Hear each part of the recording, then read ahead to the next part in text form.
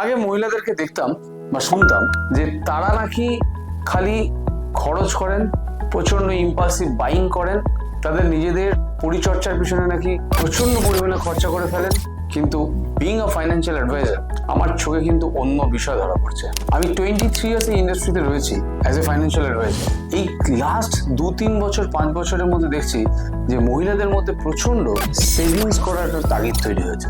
But একটা সমস্যা রয়েছে যেটা কিন্তু ফলো করা উচিত, otherwise down the line 5 years 10 years আপনারাই সমস্যায় পড়বেন। প্রথমে একটা বিষয় তো আপনাদেরকে আমি সাধুবাদ জানাবোই যে এই যে মন মানসিকতা আপনারা চেঞ্জ করেছেন, এটা অত্যন্ত ভালো একটা বিষয়। এবার ডিসাইড করুন কেন এবং কবেই টাকাটা লাগবে, তারপর ফলো করুন ফাইন্যান্সিয়াল পিরামিডটাকে। Financial pyramid is very very important. যেটা একটা ভুল হচ্ছে, প্রথমেরটা পরে, পরেরটা আগে ইনভেস্ট করছেন। মানে বোঝাতে চাইছি, একটা পিরামিডকে জাস্ট অ্যাজিউম করুন, একটা পিরামিডের নিচের দিকটাই হচ্ছে সবচেয়ে বেশি স্পেসিয়াস, এবং ওই স্পেসটাকেই আপনাকে খুব মজবুত করতে হবে। তার জন্য দরকার হচ্ছে গ্যারান্টিড ইনস্ট্রুমেন্টস।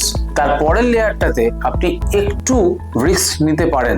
আমি খুব সহজ সরলভাবে বোঝানোর চেষ্টা করছি। তারপরে আপনি মিউচুয়াল ফান্ড ইনভেস্টমেন্ট করা শুরু করুন। যখন আপনার এই ঘরটা কমপ্লিট হয়ে যাচ্ছে, তারপরের ঘরটা আপনি যান যেখানে কিনা আপনি শেয়ার ইনভেস্ট করতে পারেন। আর তারপরের ঘরটা স্পেকুলেশন, যেখানে অনেক কিছু আসতে পারে, gold, silver, real estate, cryptocurrency. অতএব আপনার পিরামিডটা যদি না বুঝে ইনভেস্ট করেন তাহলে কিন্তু গন্ডগোল হয়ে যাবে। কেন? আপনি ভেবে দেখবেন এই পিরামিডটাকে কি আপনি উল্টো করে বসাতে পারেন, তার মানে আপনার ফাইন্যান্সিয়াল প্ল্যানিংটা গন্ডগোল হয়ে যেতে পারে।